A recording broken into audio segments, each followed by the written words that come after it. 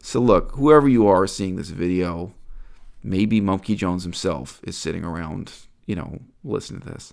Mumkey, what you said in your video is that the way you're going to cope with your high blood pressure is by staying at home and playing video games.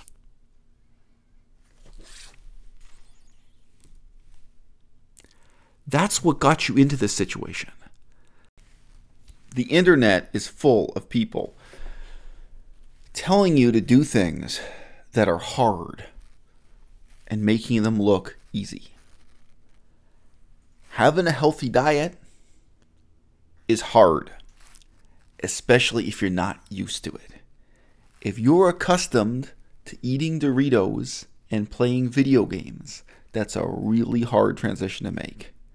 All right? For me, doing 200 push-ups is no big deal. For my girlfriend, it's still literally impossible.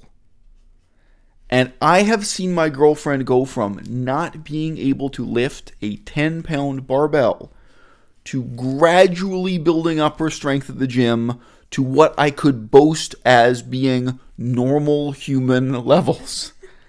And before we started dating, she didn't even know she had a problem. She didn't have a goal. She wasn't thinking, oh, gee, I can't do push-ups or I can't do upright row or overhead press. She wasn't even aware of this, right? There is this cat, Mumkey Jones. That's his YouTube. For completely unrelated reasons today, to do with politics and internet censorship and the future of free speech in the modern Western world, I've been watching a couple of his videos these last 40 hours. And you know what? There's something real sad. So that really, honestly, I'm making this video because I'm upset. I was just sitting down to get some other work done. I was like, no, I'm going to make this video. He has high blood pressure. And it's not just a little bit high. In his words, his doctor told him he has the blood pressure of a geriatric, lifelong cigarette smoker who never got any exercise. His blood pressure is so bad, he could die of a heart attack when he's still in his 20s. All right? And it's no joke. It's so easy for people to dismiss health warnings by saying, oh, but my Uncle Lou used to drink alcohol every week and it didn't do him any harm. Well, you don't hear about all the people who are dead from drinking alcohol. They're not around to complain. And I do have people in my own family who were popped off one way or another by drinking alcohol. Just one weekend of binge drinking. Just, a few drinks the wrong way. And yeah, it can be something like you choke on your own vomit, or it can be that you crash your car. Each and every serving of alcohol causes brain damage. Each and every cigarette you smoke is damaging your lungs. It's not that you roll the dice and only find out later whether or not you die of cancer. There are ways in which, looking at it from a certain perspective, it's a game of chance. But from another perspective, it's 100% certain that you're damaging your health with every drink of alcohol, with every cigarette you smoke, and with every non-vegan meal you eat. All right? My girlfriend today is not merely vegan. She is on the McDougall diet. And ye gods, it's gruesome to behold. Okay? I used to lovingly make her pancakes every day. And if you follow me on Instagram, you've seen the pancakes. You may not see the love. Some things are left up to your imagination. I'm going to tell you. I was lovingly making her pancakes every day. This diet is so healthy, she can't even eat vegan pancakes anymore. It's an absurdly, ridiculously healthy diet. Maybe at some point in the future, she's going to get to loosen up a bit.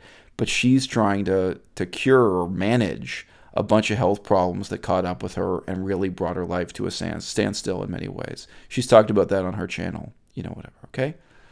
So Mumkey Jones, likewise, has come to a crisis point in his life in many ways, including that he got this crushing news delivered to him about his blood pressure, right? There's a difference between observational studies and double-blind controlled laboratory testing. And Dr. McDougall has struggled his whole life with the very real hostility of the medical establishment against his message.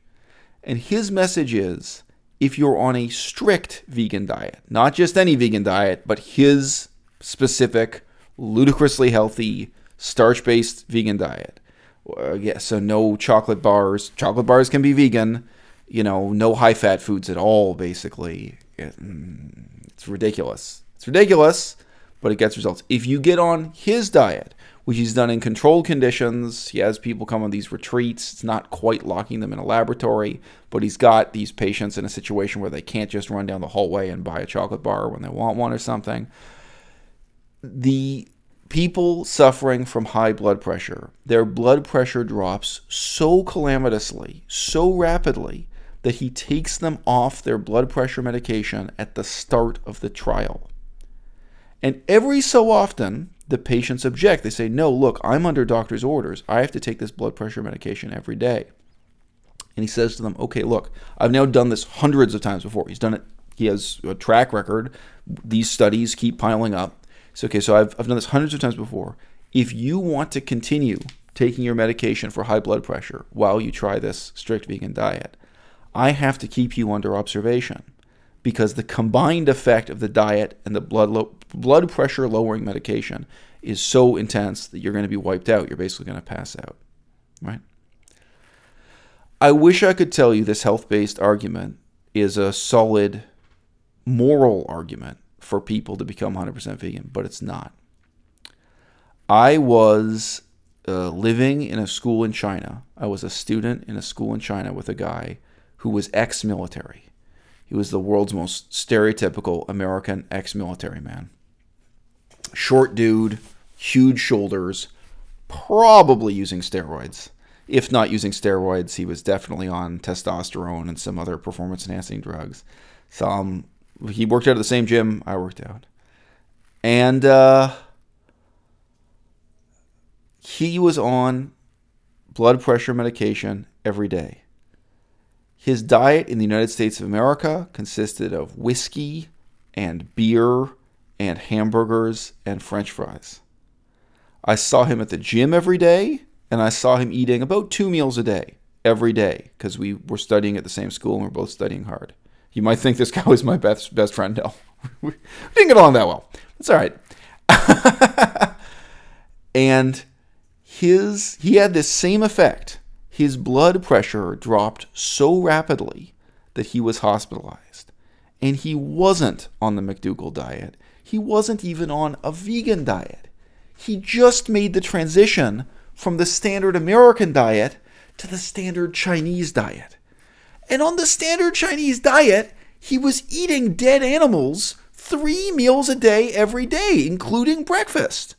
He was just eating relatively tiny pieces of dead animals. Instead of a whole steak or a whole hamburger, he was eating the Chinese style thing where you get a bunch of greasy green vegetables tossed with some rice or noodles or what have you, okay?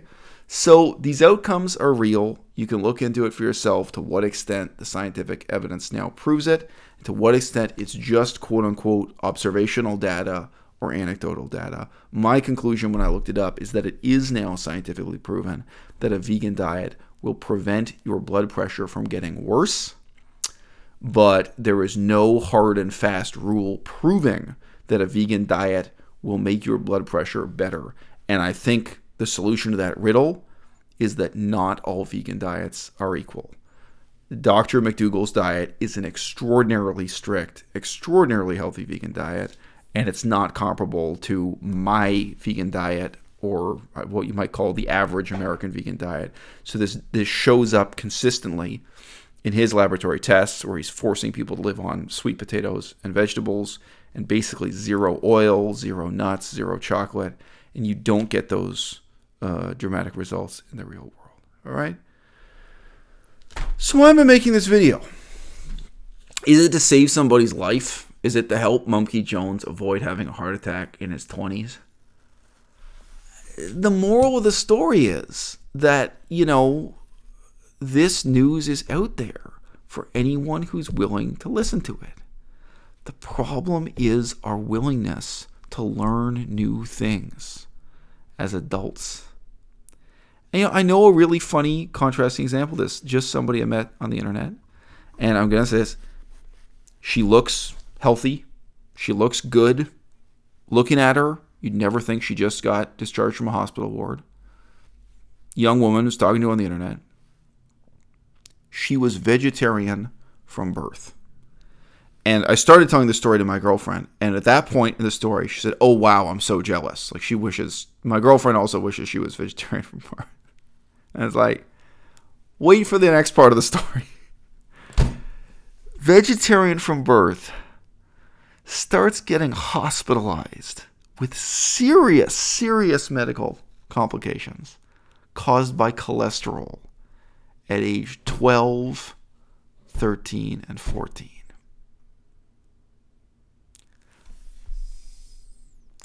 Just cheese in her diet. And I know, especially if you come from like a Hindu culture, there are a lot of Hindus, some forms of Buddhism, there are a lot of people raised in a religion where they really do regard vegetarianism as morally adequate, as ethically a superior position to take. And then, wow, human life is fragile just from eating cheese 3 meals a day. She was getting, just like Mumkey Jones, she was getting all of the serious coronary diseases that are associated with elderly people who smoke cigarettes and get no exercise. Because guess what? The people who are around in their middle age are the people who don't have those problems. And the people who are wiped out, the people who just, whatever, constitutionally luck of the draw, whatever it is, the people who are killed off easily by alcohol or bacon or cheeseburgers or whatever it is, they're not around to complain. You don't hear those stories unless you go digging through peer-reviewed medical literature and start looking for them. Okay? So look, whoever you are seeing this video, maybe Mumkey Jones himself is sitting around, listening to this. Mumkey, what you said in your video is that the way you're going to cope with your high blood pressure is by staying at home and playing video games.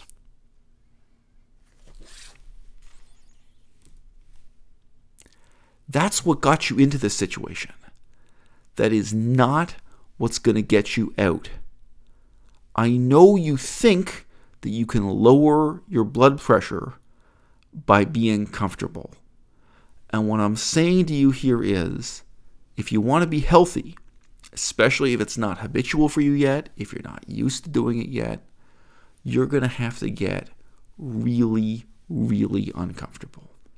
I think you're going to have to get down and commit to, like my girlfriend, giving up all the comforts of Doritos and cheese and chicken and cheeseburgers and whatever crap you've been living on in your life to this point, and switching over to a scientific, rigorous, and robust diet, at least until you get back on an even keel. And hopefully by then, hopefully it's become a habit. Hopefully you start to see the other advantages, some ethical, some ecological. Hopefully you commit to being a vegan all the time, because the other road that's in front of you, you already know. Being dependent on medication that has serious side effects, eating a diet that's bad for you, bad for the world's ecology, bad for the animals that gotta suffer and die every day on a concrete floor beneath a steel sky for no reason other than to produce food that ultimately is poisoning you. Whether or not you can recognize that, whether or not you want to see that, I hope you can have a little bit of detachment about this bad news from your doctor and take it as an occasion to make a really positive change in your life.